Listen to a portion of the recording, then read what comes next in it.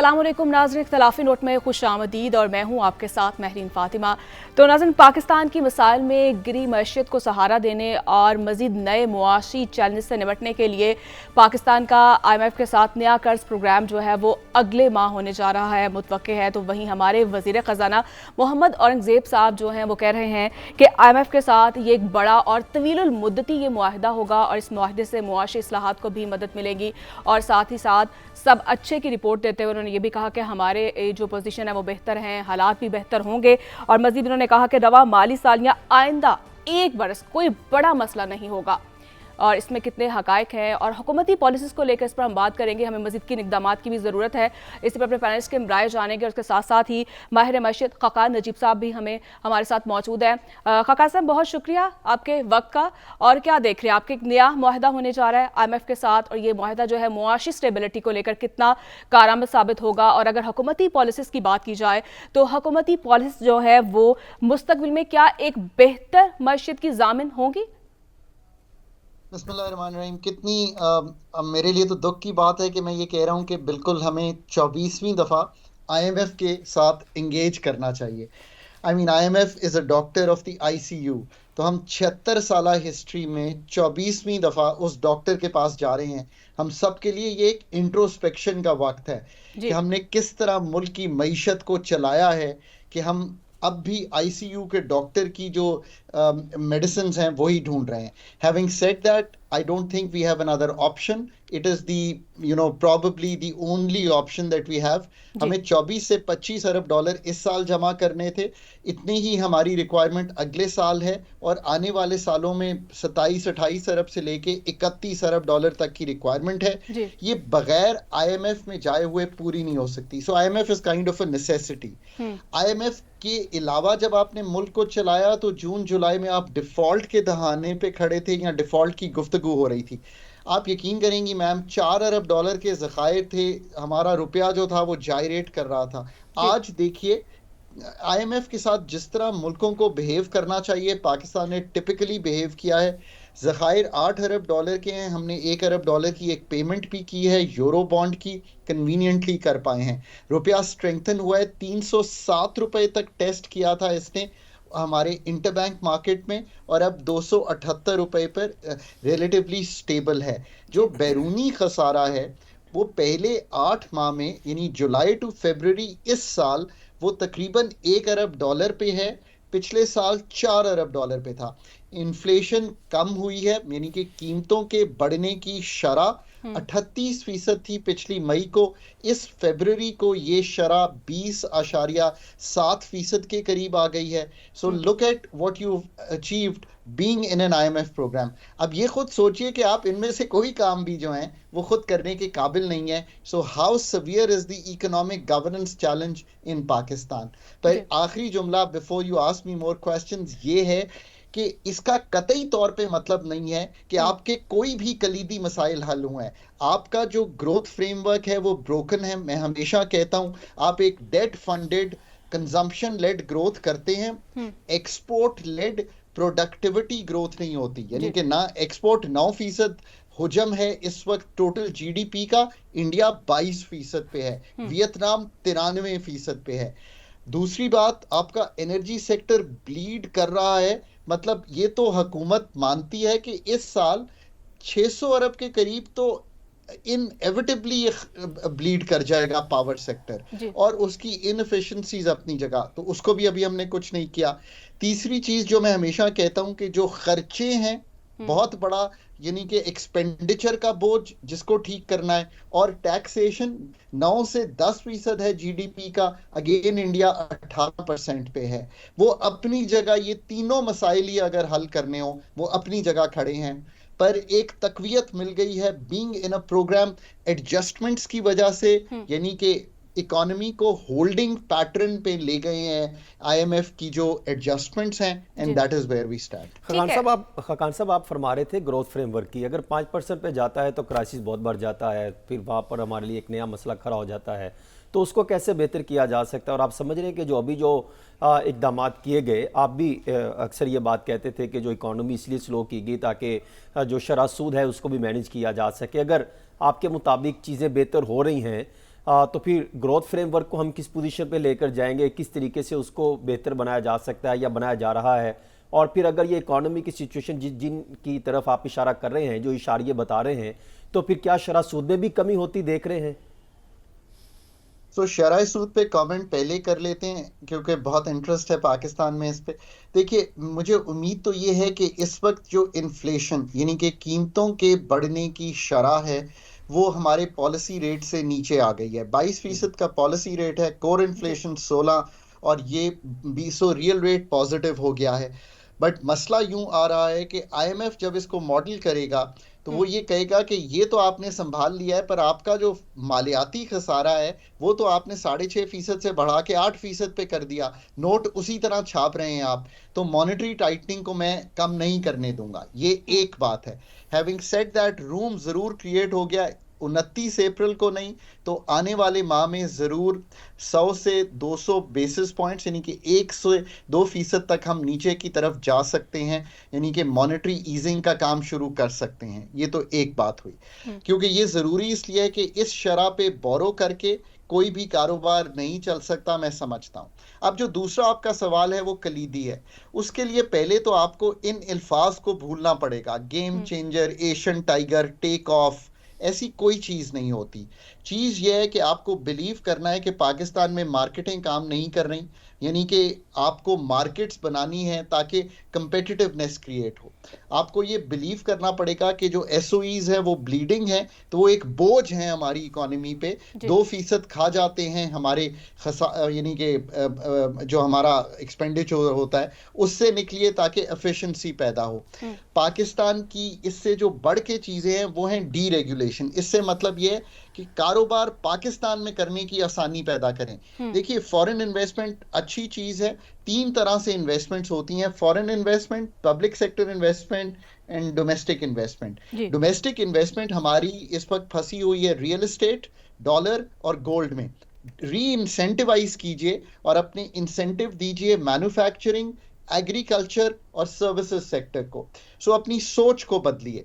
पाकिस्तान को global integration करने के लिए जो जिस तरह से कह रहे हैं सोच को बदलना होगा, अब मजीद जो है इस नए जो कर्ज प्रोग्राम है हमें और मजीद कौन सी शराइत का सामना हो सकता है? ये आपने बहुत अच्छा सवाल पूछा। देखिए, मैं फिर कहता हूं, मैंने एक आर्टिकल लिखा न्यूज़ जरीदे में, उसमें उसका टाइटल है is Pakistan ready for IMF.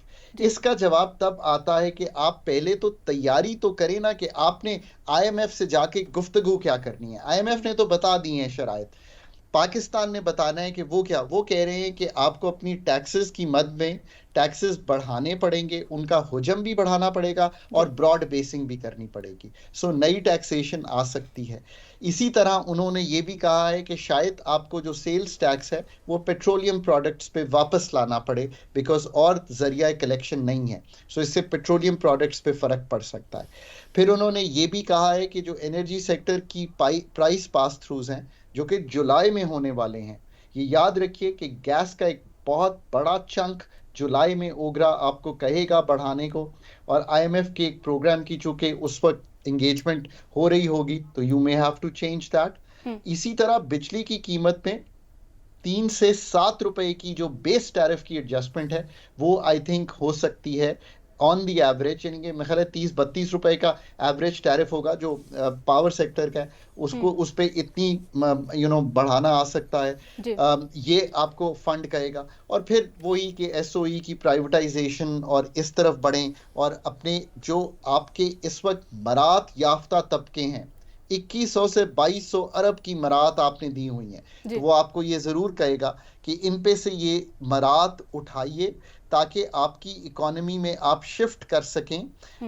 ये मरात उठाकर इकोनॉमी की जो एफिशिएंसी है वो बढ़ा सकें। ठीक है, इस किस्म का जो आप टैक्सेस की बात कर रहे हैं, पहले भी आपको पता है बहुत से टैक्सेस जो हैं वो लग चुके हैं, अभी मजीद भी लगने वाले हैं, तो इससे जो है वो इंडस्ट्री का जो है वो पहिया जो है, आपको नहीं लगता कि वो बंद हो जाएगा और बरामदात को जो है वो कैसे फ़रोग दिया जा सकेगा?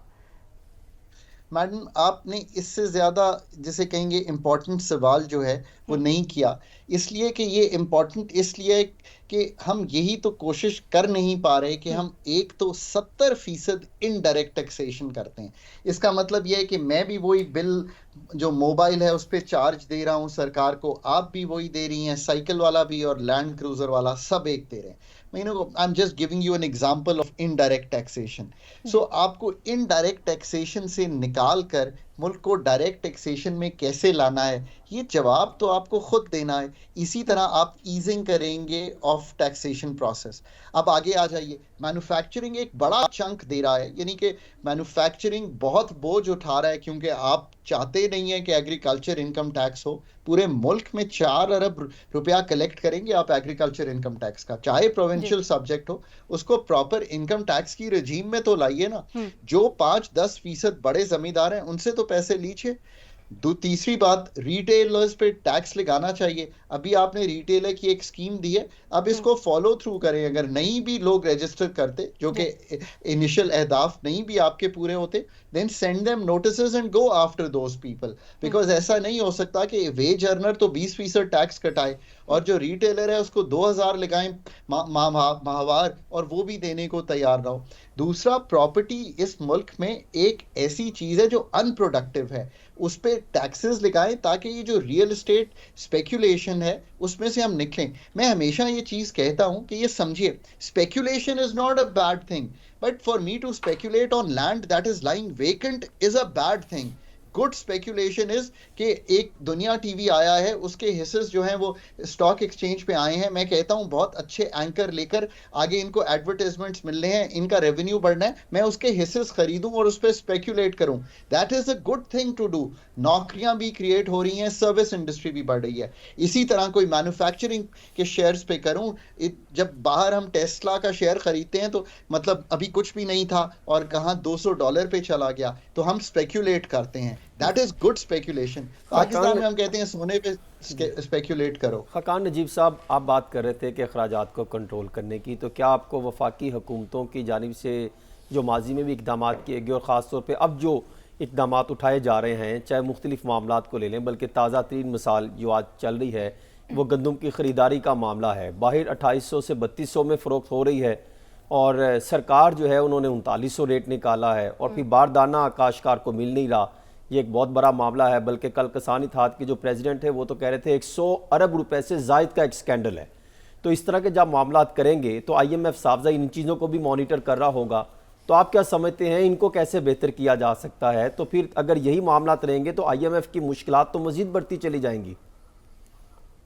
آپ نے نا بہت ہی کلیدی بات سامنے رکھی ہے. میں ہمیشہ کہتا ہوں کہ بہت زیادہ گفتگو سارے جو پاکستان کے سمجھدار لوگ ہیں وہ اس میں چلے گئے ہیں کہ ٹیکس پہ کیجئے, اس میں کوئی دو آ رہا نہیں. بٹ اصل بات یہ ہے کہ ٹیکس خرچ کہاں ہوتا ہے, یہ لوگوں سے آپ کا جو سوشل کانٹریکٹ ہے نا, یہ اس کو رینیو کرتا ہے. ایک تو یہ بہت امپورٹنٹ ہے.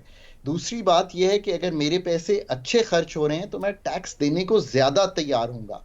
تیسری بات یہ ہے کہ جو فیڈرل فزیکل فریم ورک ہے, یعنی کہ فیڈریشن کا جو فیڈرل گورنمنٹ کا جو مالیاتی فریم ورک ہے وہ اتنا بروکن ہے. پاکستان اس سال 8000 سے لے کر 8500 ارب روپیہ صرف ڈیٹ اور مارک اپ کی مد میں دے گا. اسیوم کیجئے کہ ہم 8500 ارب دیں گے. پاکستان کی جو فیڈرل گورنمنٹ ہے جب سب کچھ کلیکٹ کر لے گی, ٹیکسز بھی نان ٹیکس ریونیو بھی کلیکٹ کر لے گی اور پروونسز کو پیسے دے دے گی ان کے حصے کے جو کہ 60% ہوں گے, اس کے پاس بچیں گے مشکل سے 7 یا 7500 ارب. 1200 ارب بورو کریں گے. جسٹ امیجن کہ اس وقت کتنے مشکل میں ہے فیڈرل گورنمنٹ. تو یہ اس قابل ہوں گے کہ یہ قسط مارک اپ ڈیٹ پیمنٹ دے سکیں. قسط اس لیے کہتا ہوں لوگ اس کو سمجھ جائیں گے. اس کے بعد اسٹیبلشمنٹ کے خرچے, اس کے بعد حکومت چلانے کے خرچے, pensions, P S D P, income support, grants, everything else is on borrowed money. ایک چائے کے کپ سے لے کر ایک پی این کی سیلری تک بورو کرتے ہیں تو دی جاتی ہے. اب فیڈرل فزیکل ایکسپینڈیچر کو ٹھیک کرنا آپ کا کام ہے. ہم نے اس طرف ابھی قدم شروع بھی نہیں کیا. 5ویں آسٹیریٹی کمیٹی بنا دی ہے. I am not a fan of austerity committees. It upsets me جب ہم austerity committee بناتے ہیں. حضور یہ austerity committee کا نہیں, expenditure reformers کا کام ہے. ایکسپینڈیچر ریفارمرز کی ٹیم بٹھائیے, ان کو کہیے کہ پاکستان کی جو خرچے ڈیوالو ہونے ہیں وہ ڈیوالو کریں, جو سبسڈی ٹارگٹ ہونی ہے وہ ٹارگٹ کریں, ویٹ میں یعنی کہ ٹارگٹڈ سبسڈی رجیم میں جائیں, نکلیں ان چیزوں سے. فیڈرل گورنمنٹ پہ جو بوجھ ہے اس کو کاٹنا شروع کریں کیونکہ دینے کے قابل نہیں ہے. ایس او ایز کا جو حجم ہے اس کو کم کریں تاکہ اس پہ جو 2% جا رہا ہے جی ڈی پی کا اس کو کم کر سکیں.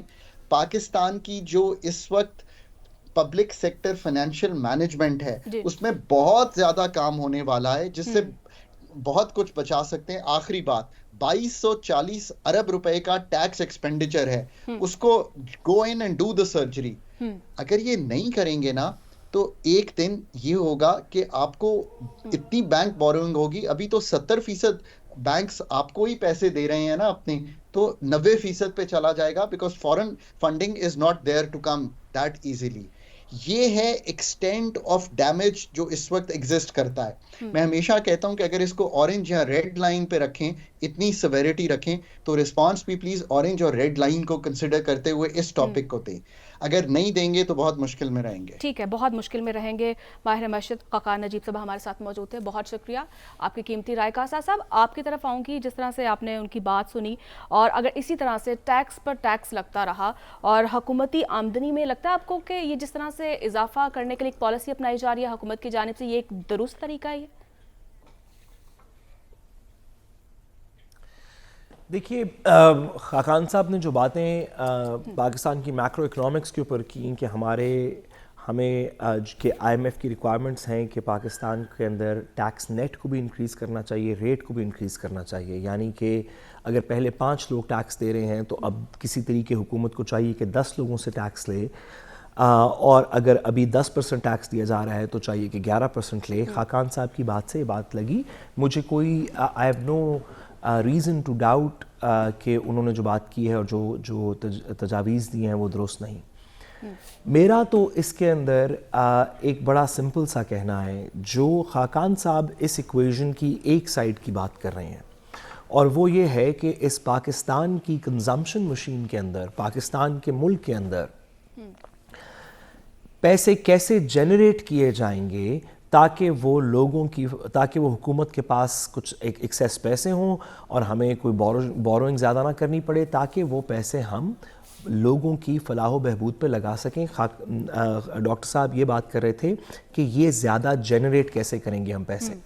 انہوں نے جتنی باتیں کی ہیں میں اس سے ایگری کرتا ہوں, لیکن اسی ایکویژن کی ایک دوسری سائیڈ بھی ہے جس پہ انہوں نے بات نہیں کی, اور وہ یہ کہ جب یہ پیسے جنریٹ ہو جائیں گے, لیٹس سے کہ ہم پاکستان کے اندر سب لوگ پیسے ٹیکس دینا شروع کرتے ہیں, اینڈ لیٹس امیجن کہ سب لوگ نہ صرف کہ جتنا موجودہ ٹیکس دے رہے ہیں بلکہ اس سے زیادہ ٹیکس دینا شروع کرتے ہیں, تو اس کے بعد پھر یہ سارے پیسے اکٹھے کر کے ہم وفاق میں شہباز شریف صاحب کی حکومت کے حوالے کر دیں گے کہ یہ اس کو ایمانداری سے پراپرلی لگائے گی. ہم پیپلز پارٹی کی گورنمنٹ کو دے دیں گے سندھ کے اندر, ہم پنجاب میں کے پی میں ان بیوروکریٹس ان پولیٹیشنز کو دے دیں گے جس سسٹم کے اندر اس کی کوئی پراپر اکاؤنٹیبلٹی نہیں ہے. تو بڑی اچھی بات ہے کہ آپ پیسے زیادہ جنریٹ کریں, لیکن جس جگہ پہ پیسے رکھے ہوئے ہیں اس میں جو چھید ہیں ان کو بھی ٹھیک کر لیں تو کتنا اچھا ہوگا. اگر پیسے زیادہ جنریٹ ہو جائیں ٹیکسز لگا کے, دیگر چیزیں کر کے, تو بھی بہت اچھی بات ہے. لیکن جو پیسے موجود ہیں اگر وہ لوٹنے بند ہو جائیں, اگر ان کا زیاں بند ہو جائے. کل سے آپ حسن صاحب آپ یہ بتا رہے تھے, اور ہم نے ایکسپرٹس کو بھی بلایا جنہوں نے بتایا کہ یہ گندم کی جو ہم نے برآمدات کی ہیں اس کے اندر کتنا نقصان ہوا, کتنے پیسے ایڈیشنل پے کرنے پڑے, کس طرح کچھ مافیاز کو فائدہ ہوگا. تو اگر لیٹس سے کہ 100 بلین روپیز کا اس کے اندر, جو کہ جس سے بہت زیادہ کی اماؤنٹس لوگ بتاتے ہیں, لیکن لیٹس سے 100 بلین روپیز کی اس کے اندر لاسز ہوئے لوگوں کو, اور سبسڈیز دی گئی اور امپورٹ کیا گیا, تو یہ 100 بلین کتنے لوگوں کے ٹیکسز سے کلیکٹ ہوا ہوگا آپ کے خیال میں؟ کتنے سرکاری ملازم ہوں گے, کتنے کلرکس ہوں گے, کتنے پی اینز ہوں گے سرکاری دفاتر میں, کتنے جن کے ٹیکسز کے جب پیسے سارے اکٹھے کر لیے تو یہ 100 بلین بنا. یا اس طرح کی کوئی بھی اماؤنٹ جو سسٹم میں سے لوٹ لی جاتی ہے یا جس کو مبینہ طور پہ لوٹ لی جاتی ہے یا جو کسی طریقے سے اونٹوں پہ بیٹھ کے باہر چلی جاتی ہے یا دبئی میں پلازے لے لیے جاتے ہیں یا کہیں, یہ جو لیکیج ہے سسٹم کا, اگر اس کو بھی تھوڑا سا بند کر لیں, ان لوگوں کو جو اس سسٹم کے اندر سے ہمارے ریسورسز کو لیک کر رہے ہیں, اس کو آپ لانڈر کہہ لیں کہ منی لانڈر کر رہے ہیں یا ویسے کسی طریقے سے غلط چیزوں میں ایکسپینڈ کر رہے ہیں. کتنے اسکول ہیں پاکستان میں جو جن کے بارے میں گو اسکولز کے اوپر بات ہوتی رہی کہ اسکول موجود ہیں لیکن وہاں پہ کچھ ہوتا نہیں ہے, ان کے پیسے سارے دے دیے گئے ہیں ٹھیکیداروں کو. کتنی سڑکیں ہیں جو کہ کاغذوں کے اندر ایگزسٹ کرتی ہیں لیکن روڈ پہ ایگزسٹ نہیں کرتی. یہ جو لیکیج ہے پیسے کی, اگر اس کو بھی تھوڑا کنٹرول کر لیں تو پھر یہ کہیں جا کے کہانی سنبھلے گی. جو ڈاکٹر صاحب بھی بات کر رہے ہیں, جو آئی ایم ایف بھی مشورے دے رہی ہے, جو دیگر لوگ بھی کر رہے ہیں, جس پہ ہماری ریاست کی ایس آئی ایف سی کی پوری مشینری کام کر رہی ہے, وہ ایک سائیڈ ہے اس ایکویشن کی کہ ہم 10 روپے جنریٹ کرنے کی بجائے 20 روپے کیسے جنریٹ کریں گے ہمارے وسائل سے, اور جو لاس میکنگ یونٹس ان کو کیسے ختم کریں گے. لیکن جب اس کو نیشنل ایکسچیکر میں, جب اس کو سرکاری جو مال خانے کے اندر جمع کرا دیا جائے گا تو اس کے بعد وہاں سے کدھر جائے گا. اگر اس پہ بھی تھوڑا فوکس کر لیں تو میرا خیال ہے پاکستان کی اکانومی بہت جلدی ٹھیک ہو جائے گی. ٹھیک ہے, سسٹم کو بہتر کرنے کی ضرورت ہے. صاحب بالکل جس طرح سے حسن صاحب یہ بات کر رہے ہیں اور خاقان صاحب بھی جو اخراجات کی جو بات کر رہے تھے, اور اس وقت جو موجودہ حکومت کے لیے سب سے بڑا جو امتحان ہے وہ مالی نصب و ضبط کا ہے, جس میں اخراجات کی اگر بات کی جائے تقریباً 15 ٹریلین پاکستانی روپیز ہیں اور حکومت کی جو آمدن ہے وہ 10 ٹریلین پاکستانی روپیز ہے, اور یہ 5 ٹریلین کا جو یہ گیپ ہے یہ کیسے فل کیا جائے گا. یہ دیکھیں, پہلی بات تو یہ ہے کہ ہماری بدقسمتی ہے اس قوم کی اور اس ملک کی کہ ہم ایسے حکمرانوں کو آگے لے کر آتے ہیں کہ وہ بجائے پاکستان میں یہ چیزیں اور انڈسٹری لگانے کی, بزنس کمیونٹی کو آگے لانے کے لیے, ان معاملات پر فوکس کرنے کے بجائے, سرمایہ کاری کو پاکستان میں لانے کی بجائے سرمایہ کار کو یہاں پاکستان میں لائیں, ان کو یہاں پہ سہولیات دیں.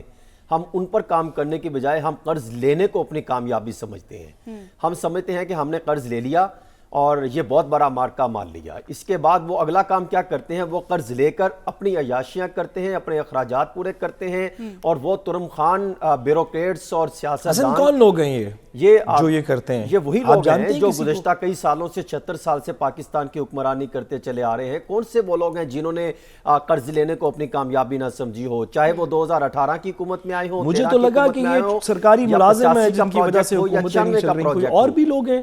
دیکھیں, یہ صرف بیوروکریسی ہی شامل نہیں ہوتی, بیوروکریسی مرہون منت ہوتی ہے حکمرانوں کی. حکمران اور بیوروکریسی مل کر اور اشرافیہ مل کر اس خزانے کو لوٹتے ہیں, اور ان کے طریقہ کار مختلف ہوتے ہیں. کیا آپ نہیں جانتے, اگر سوری میں ایک سوال اور پوچھ لوں آپ سے, کیا آپ ایک سوال پوچھ لوں آپ سے, جی جی, کہ اگر آپ کے خیال میں کچھ اشرافیہ ہے جس نے پچھلے, سوری معذرت قطع کلامی کی, اگر آپ کے خیال میں کچھ اشرافیہ ہے جس نے کافی سالوں سے پاکستان کے وسائل کو لوٹا اور یہ اس طرح کی چیزیں کیں, تو کیا آپ کے خیال میں یہ پی ڈی ایم کی حکومت اس اشرافیہ کو ٹھیک کر سکتی ہے؟ آپ کے خیال میں پالیسیز ٹھیک بنائے گی؟ دیکھیں, چاہے پی ڈی ایم کی حکومت ہو, چاہے تحریک انصاف کی حکومت ہو, چاہے مسلم لیگ نون کی حکومت ہو, چاہے پاکستان پیپلز پارٹی کی حکومت ہو, چیز سمجھنے کی ضرورت یہ ہے کہ یہی کچھ سرمایہ دار, کچھ جاگیردار اور کچھ یہی مافیا جو ہیں وہ اس حکومت کا حصہ کہیں نہ کہیں ڈائریکٹلی یا انڈائریکٹلی بن جاتے ہیں, اور پھر آنے کے بعد پھر وہ اپنے تائیں اپنی معاملات کو دیکھتے ہوئے اپنے بزنس کو پروان چڑھانے کے لیے پالیسیاں اس طرح کی قانون سازیاں کرواتے ہیں اور پالیسیاں امپلیمنٹ کراتے ہیں. سب سے بڑی مثال جس کی میں کل بات کر رہا تھا, آج بھی بات کر رہا ہوں, کہ یہ کیسے ہو سکتا ہے کہ ایک کسان جو ہے, کاشتکار, وہ سارا سال محنت کرے اور کرنے کے بعد جب وقت آئے تو پتہ چلے آج آغاز ہو گیا نا گندم کے وہ باردانہ کی تقسیم کا, تو کیا ہوا, وہی حکمران اور وہی کچھ عناصر جسے کہا جا سکتا ہے کہ ایک مافیا جو ہر سال جو ہے ایکٹیو ہوتا ہے.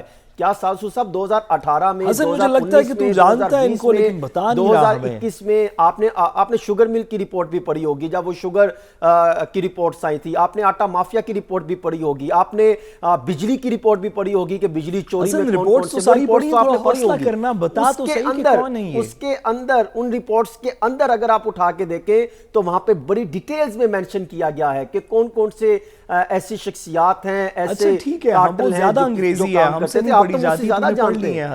حسن آپ نے پڑھ لی ہیں, آپ بتائیے نا کہ وہ کون لوگ ہیں, وہ اتنی انگریزی کیسے پڑھیں گے ہم سارے باقی. نہیں سالسو صاحب, آپ تو ان کا کیس لڑتے رہے, آپ تو کہتے تھے کہ وہ حکومت بڑی اچھی ترین ہے, بڑی کامیاب رہی ہے اور ان رپورٹوں پہ کبھی ایکشن نہیں لیا گیا. اگر اس وقت بھی ایکشن لے لیا جاتا تو آج حالات کچھ اور ہوتے. میں آپ سے ایک سوال پوچھ رہا ہوں, دیکھیں میری بات سنیں, اشرافیہ میں آپ مجھے اٹیک کر دیں. نہیں, اشرافیہ کا آپ بھی حصہ ہے. آپ کے خیال میں دیکھیں کون لوگ ہیں؟ آپ بھی اشرافیہ کا حصہ ہے, آپ بھی ان میں اٹھتے بیٹھتے ہیں. اگر میں نام لوں گا تو آپ بھی ناراض ہو جائیں گے.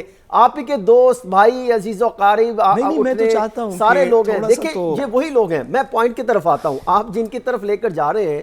دیکھیں آج اور کل یا پرسوں یا ماضی میں ہم یہ چیزوں کی نشاندہی کرتے رہتے ہیں. کیا رپورٹس میں یہ نہیں بتایا گیا تھا کہ وزیر اعظم کے دائیں اور بائیں بیٹھنے والے افراد انہی جو ہے وہ مافیا کو سپورٹ کرتے رہے ہیں؟ کیا یہ چیز کسی سے ڈھکی چھپی ہے؟ کیا آپ نہیں جانتے؟ پھر ان کے بارے میں کچھ کانسیکوینس ہوا حسن, ان کے بارے میں کچھ کانسیکوینس ہوا اس حکومت میں, جب رپورٹ میں لکھا گیا کہ دائیں اور بائیں بیٹھے افراد ہیں. اب بھی کچھ دائیں بائیں بیٹھے افراد ہیں, بیٹھے ہیں. آپ کے خیال میں PDM کے دور میں بھی بیٹھے تھے, آج بھی وہی افراد بیٹھے ہیں. لیکن ہوتا کیا ہے, اب بھی کوئی رپورٹ بنے گی, اب بھی کسی کو نکالا جائے گا پارٹی سے. سب ہوتا کیا ہے؟ بالکل حسن صاحب, ساتھ ساتھ مجھے بریک کی جانب بڑھنا ہے. بالکل اب جو ہے سسٹم کو جو ہے وہ مضبوط اور مستحکم بنانے کی ضرورت ہے, تبھی جو ہے خوشحالی کا دور جو ہے وہ آئے گا. تو آج مجھے بریک لینی ہے. اسٹے ود اس.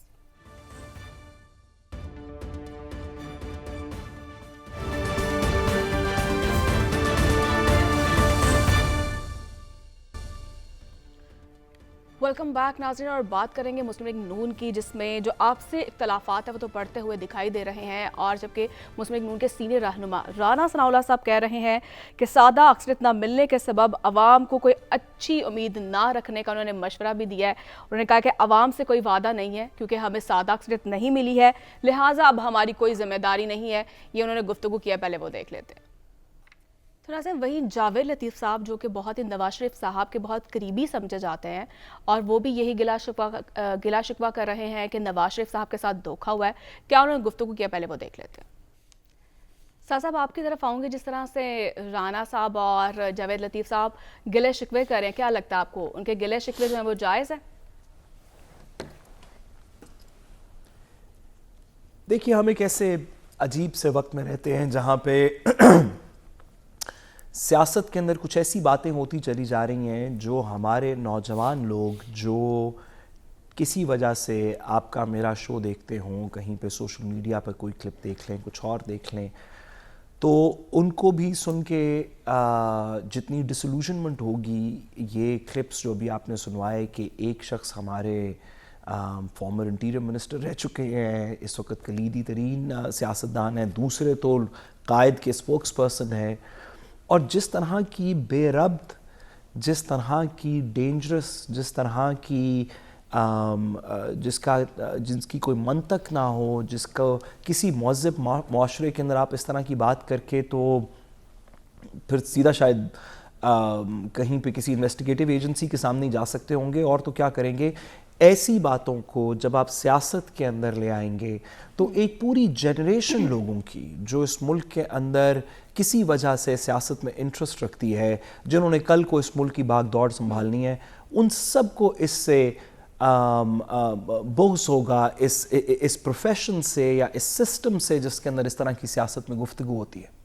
یہ کیا بات ہے کرنے والی کہ اگر ہمیں میجورٹی ملتی تو ہماری رسپانسبلٹی ہوتی. بھئی آپ کو نئی میجورٹی ملی, آپ کی نئی رسپانسبلٹی, تو یہ سرکاری گاڑی بھی واپس کر دیں, پھر ٹیکس کے پیسوں کے اوپر وہ کرنے کی کیا ضرورت ہے. یہ کیا بات ہوئی کہ آپ ایک جگہ پہ بیٹھے ہوئے اور کہا کہ فلانا حلقہ اس طرح اور فلانا حلقہ اس طرح. یا تو پھر کوئی آپ بات کریں, کسی آپ اچھے خاصے سیاستدان ہیں, کسی منطق کی بات کریں, کسی جگہ پہ کوئی چیز لے کے جائیں, کوئی اس میں تھوڑی سی جان ڈالیں. یہ اس طرح کی باتیں کر دینی تاکہ 8 بجے کی خبر ہو, 9 بجے کی خبر ہو, کل تک کی خبر ہو, پرسوں تک کی خبر ہو, اس ہفتے اس نے یہ کہہ دیا, اگلے ہفتے کوئی اور کچھ اور کہہ دے گا. اس طرح کی باتوں کی وجہ سے, اپنی چھوٹی پرسنل پیٹی فیفڈمز کی وجہ سے مہربانی کر کے سیاست پوری کو بدنام نہ کریں. یہ بات نہ بدنام کریں یا اس بات کو باور نہ کروائیں قوم اور ملک کو کہ پاکستان کا ایک 3 ٹائمز पंजाब का लॉ मिनिस्टर, एक इंटीरियर मिनिस्टर रहने वाला शख्स जो कि हसास तरीन मामलात के अंदर पाकिस्तान के अंदर जिसको इंट्रस्ट किए गए थे, वो इतनी एक बेरब्त बात कर सकता है, या एक इतना बड़ा लीडर कह सकता है कि इस तरह के हलकों के अंदर वो बोली लगवा रहे हैं प्रोग्राम के अंदर, वो ऊपर बोली, खुदा का वास्ता है, कोई लोग सुनते हैं, कोई थोड़ी सी इसमें ग्रेस होनी चाहिए। तो मैं इन दोनों की बात के ऊपर तबसरा करने से कासिर हूँ। मुझे नहीं पता कि कैसे कह रहे हैं जो कह रहे हैं, मुझे नहीं पता कौन लोग हैं जो इनको सुन रहे हैं, मैं इस पे बात करने से कासिर हूँ। हसन साहब, राना साहब तो कह रहे हैं जागते रहना, साढ़े दना रहना, तो क्या देख रहे हैं आप इस तरह से, ये क्या हो क्या रहा है? देखिए, पहली बात तो ये है कि ख़बर मैं आपको दे दूं कि वफाकी किसी एक आला सतह पे एक इजलास हुआ और उसमें ये बात ज़ेरे गौर लाई गई है कि जो 8 फरवरी के इंतखाबात पर जो बातचीत चल रही है कि कुछ हलके खोले जाएं और जिनके तहफ़्फ़ुज़ात हैं, और चाहे जो भी मामलात हैं, उनके इल्ज़ामात की एक तो तहक़ीक़ात होंगी और उन हलकों को खोला जाएगा और उनकी दोबारा गिनती की जा सकती है। या तहफ़्फ़ुज़ात ख़त्म करने के लिए या तो एक ट्रिब्यूनल में जा सकते हैं या फिर इस पर तहकीकाती कमेटी बनाई जा सकती है। और ये मेरा ख्याल है कि जून के महीने तक ये मामला जो है हो सकता है, क्योंकि ये मामला ज़ेरे गौर लाए जा रहे हैं ताकि इस मामले पर जो सवालात उठ रहे हैं और इनको भी तलब किया जा सकता है। 2 पैरेलल सिस्टम होगा, एक ट्रिब्यूनल में मामला जाएंगे और दूसरी तरफ जो इल्ज़ाम लगा रहे हैं जिसमें जवेद लतीफ़ साहब 90 करोड़ का इल्ज़ाम लगा रहे हैं, फिर इसी तरह मौलाना फजल रहमान साहब इल्ज़ाम लगा रहे हैं, और फिर तहरीक इंसाफ के कुछ लोग ये बात कह रहे हैं कि धांधली हुई। इनके ये तमाम इन अफराद को बुलाया जा सकता है, उनके बयान रिकॉर्ड किए जा सकते हैं और जो कमेटी ज़ेरे गौर है कि ये बनाई जाए, उसमें मुमकिन है कि उसमें अपोजिशन के अफराद भी हों और हुकूमती साइड के भी हों। ये तो एक पैरेलल एक सिस्टम चल रहा है। देखिए हसन, इसमें थोड़ी तफरीक करें जी, थोड़ी तफरीक, आई एम श्योर कि आप इसमें थोड़ी तफरीक करेंगे उन चीज़ों के अंदर जो एलिगेशंस इस बात पे लगीं कि ये 2 फॉर्म 45 हैं, इनको ऐड करके फॉर्म 47 होना चाहिए, या दीगर इस तरह की बेज़ाब्तियों के एलिगेशंस, उनका कोई पीछे मतन होगा, कोई कागज़ होगा, कोई लीगल प्रोसेस होगा। ये बात कर देनी कि आप टेलीविज़न पे बैठ के कह दें कि फ़लाँ ज़िला या फ़लाँ डिवीज़न जो है वो इसमें और उसमें थोड़ा तो फ़र्क है हसन। ये अच्छी बात है कि दोनों चीज़ें जाएं किसी इन्वेस्टिगेटिव फोरम पे, लेकिन ये दोनों चीज़ें एक बराबर नहीं। बल्कि इसमें तो मैं तो ये कहूँगा कि ये जो 90 करोड़ का इल्ज़ाम लगा है, ये साबिक पार्लियामेंटेरियन रह चुके हैं और राना सनाउल्लाह साहब इल्ज़ाम लगा रहे हैं। हम अपोजिशन की बातें करते हैं, वो तो ठीक है, उन्होंने परसों कल जलसा किया खारियां में, उनके खिलाफ पर्चा दे दिया कि इतना बड़ा जलसा क्यों कर लिया। हाँ, अगर हुकूमत नहीं कर सकी, चाहे वो उसमें स्पीकर साहब का ही अपना हल्का था, शहबाज शरीफ साहब वहाँ पे जीते थे, अगर वो उतना बड़ा जलसा अपोजिशन ने वहाँ पर कर लिया तो उनके खिलाफ पर्चे दिए जा सकते हैं। तो जो 90 करोड़ रुपए खरीदारी के इल्ज़ाम लगा सकते हैं, वो कौन थे, कैसे लिए, ये क्या इनके पास शवाहिद हैं, इस पर फौरी तौर पर मुतल्लिका अदारों ने, प्राइम मिनिस्टर ऑफ पाकिस्तान ने एक्शन क्यों नहीं लिया, ये सवाल जो है उठता है। अब जवाब देना चाहिए प्राइम मिनिस्टर ऑफ पाकिस्तान को, शहबाज शरीफ साहब को, पार्टी के सदर भी हैं, और फिर दूसरा इलेक्शन कमीशन ऑफ पाकिस्तान को फौरी तौर पर चीफ इलेक्शन कमीशन पाकिस्तान को इसका नोटिस लेना चाहिए। अदरवाइज कोई बात करे, भाई तुमने ये बात की थी, उसको नोटिस कर दिया जाता था, क्यों इल्जामात नहीं आयद किए जाते। देखें, और दूसरी बात ये है कि जो राना सनाउल्लाह साहब और जवेद लतीफ़ साहब बात कर रहे हैं, मुझे मुस्लिम लीग नून के अहम कुछ रहनुमाओं से मेरी बातचीत हुई तो उनका ये ख्याल है, उनका ये दावा है कि इनको बाकायदा तौर पे लॉन्च किया गया है कि आपने एक बयानिया बनाना है, क्योंकि जब वो आए और कोशिश की गई, नवाज शरीफ साहब 21 अक्टूबर को जब पाकिस्तान आ रहे थे, उससे पहले भी मैं बल्कि उन लोगों से मिला, तकरीबन कोई 30 से ज़ायद मुस्लिम लीग नून के रहनुमा ये बता रहे थे कि prime minister of Pakistan Nawaz Sharif साहब बनेंगे, और जबकि हम उनसे कह रहे थे कि वो कैसे बनेंगे, वो तो शहबाज शरीफ साहब की बातचीत चल रही है। और फिर खुद जो है नवाज शरीफ साहब ने कुछ साफियों से बातचीत करते हुए ये बात उसमें ज़ेरे गौर लाई गई कि उनको अंदाज़ा हो गया था, पहले पता चल गया था, इस तरह की खबरें आ रही हैं। मतलब कि ये जो मामला, और उसके बाद उन्होंने ये लॉन्च किया कि एक बयानिया बनाया जाए कि किसी तरीके से आवाम में जो मकबूलियत है वो हासिल की जा सके, उसमें नवाज शरीफ साहब इन एक्शन होना चाह रहे थे। बुनियादी तौर पर होता क्या है? होता यह है कि नवाज शरीफ साहब आते हैं, पहले वोट को इज्जत दो का नारा लाया जाता है, फिर सियासत और रियासत में کے معاملات میں دودھ اور دودھ، پانی کا نعرہ لگایا جاتا ہے، اور پارٹی کی ساکھ بھی تو متاثر ہو رہی ہے نا. دیکھیں ہمیں ایک تحریک شروع کرنی چاہیے اس ملک میں. دیکھیں صاحب میں وہ جملہ پورا کر لوں جس کی طرف میں آ رہا ہوں کہ نواز شریف صاحب نے سیاست اور ریاست میں دودھ اور دودھ کا پانی کا نعرہ اس وقت لگایا جب ان کی خود سیاست دودھ اور پانی سے پانی کا پانی لگ ہو چکی تھی اور پانی ان کے سر سے گزر چکا تھا. اس وقت یہ ایک نعرہ لے کر آئے، کون سا؟ کہ ملک کو نواز دو. اگر وہ نعرہ درست تھا تو پھر کل جو بات کر رہے ہیں مسلم لیگ نون کے سینئر رہنما، سینئر عہدیدار رہنما اور وہ حکومت کا حصہ بھی ہیں، وہ یہ اگر یہ دعویٰ کر رہے ہیں کہ نواز شریف صاحب کو پتا تھا کہ وہ پرائم منسٹر نہیں بن رہے اور وہ نہیں آنا چاہ رہے تھے، تو پھر عوام کے ساتھ جو دھوکہ کیا گیا کہ نواز شریف صاحب پرائم منسٹر آ رہے ہیں، اس کا ذمہ دار کون ہے؟ اس کا مطلب یہ ہے کہ مسلم لیگ نون کے اندر آواز بھی کرا ہے. مطلب کہ وہ کیا بات کر رہے ہیں کہ عوام کو دھوکے میں رکھا ہے. بات یہ ہے، سوری میں آپ کو ایگزامپل دوں، ایک ایگزامپل سن لیں. ایک میں مجھے واقعہ یاد آ گیا، نہیں واقعہ یاد آ گیا، میں آپ کو وہ سنانا چاہوں گا. میں نا چند دن پہلے مینٹل ہاسپٹل میں گیا، وہاں پر اس وقت محسن رضا نقوی صاحب تھے، تو وہاں پر گیا تو وہاں پر نا کافی سارے کچھ لوگ بیٹھے تھے، تو میں نے کچھ کے انٹرویو کرنے شروع کر دیے. وہ وزٹ کر رہے تھے کہ تاکہ اس کو بہتر کیا جا سکے. کچھ افراد تھے تو وہ ہنس بھی رہے تھے، رو بھی رہے تھے. اب مجھے یہ نہیں سمجھ لگی کہ وہ ہنس کیوں رہے ہیں اور رو کیوں رہے ہیں.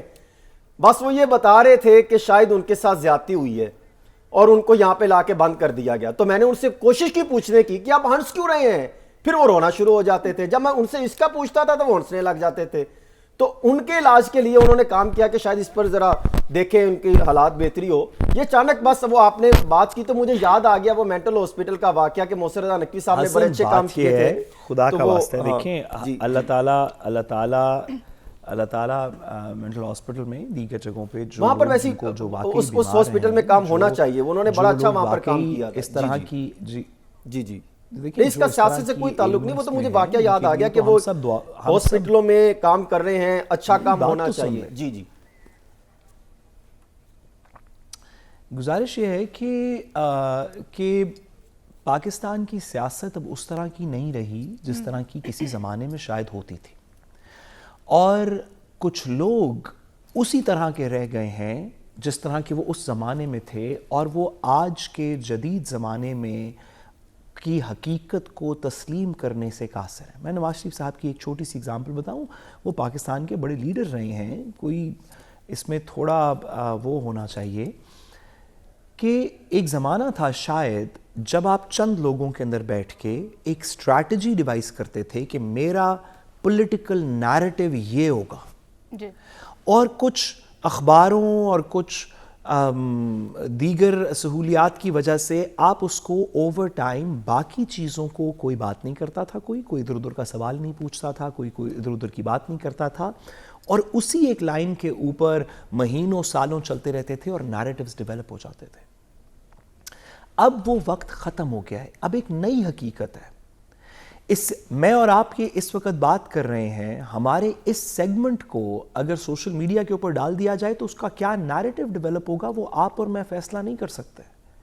وہ سننے والے لوگ پاکستان کے معاشرے کے اندر صرف سوشل میڈیا کی وجہ سے نہیں، ویسے بھی بہت سی ٹیکنالوجی کی وجہ سے، ٹیلی ویژن میڈیا کی وجہ سے، جلسوں جلوسوں کی لائیو ٹیلی کاسٹ کی وجہ سے، ڈاکیومنٹیشن کو انٹرنیٹ پہ موجود ہونے کی وجہ سے، ٹیکس ریٹرنز، نوٹیفیکیشنز، اب ایک ایسا زمانہ آ گیا ہے جہاں پہ جو حقیقت ہے اس کو آپ نیریٹو کی جنگ میں نہیں ہرا سکتے.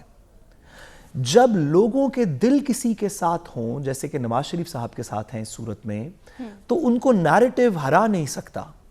اور اگر کسی وجہ سے خدا نخواستہ ایک ایسا گمراہ پاکستان پیدا ہو جائے جس میں یوتھ کے دلوں کے وزیر اعظم قائد محترم نواز شریف صاحب نہ ہوں، تو پھر بھی اس کو نیریٹو سے چینج نہیں کیا جا سکتا.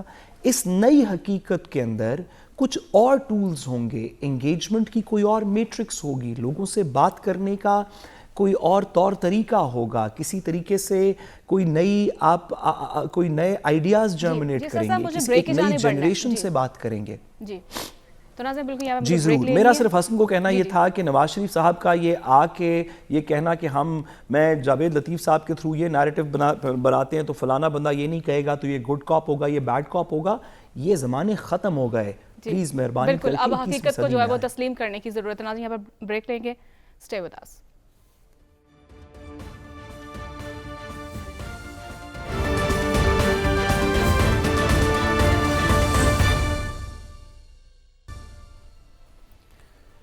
Welcome back. नाज़रीन हसन साहब, क्या वजह मुस्लिम लीग नून जो है वो हकीकत को क्यों नहीं तस्लीम कर रही? देखिए, इक़्तिदार के वानों तक आने के लिए, जलवा अफरोज़ होने के लिए, जब एक जी। सियासी जमात मुख्तलिफ जो है वो प्लेटफार्म का सहारा लेकर वहाँ तक पहुँचती है और वो उनको मुस्तकबिल का अदराक ना हो कि वहाँ पर नौजवान भी हो सकते हैं, उनको शऊर भी कोई आके दिला सकता है, कोई सवाल भी उनसे कर सकता है और उनको ये ख्याल हो कि हमें कोई इक़्तिदार से हटा नहीं सकता, बारियाँ लगी हैं और एक हुकूमत जाएगी दूसरा आ जाएंगे, ग्राउंड रियलिटी से दूर हो तो फिर उनको खदशात होते हैं, फिर हकीकत तस्लीम करने में कुछ वक्त दरकार कुछ वक्त लगता है। बिल्कुल नाज़रीन, इसके साथ ही प्रोग्राम का जो वक्त है वो भी ख़त्म हो चुका है। कल फिर आपसे मुलाकात होगी। अल्लाह निगहबान।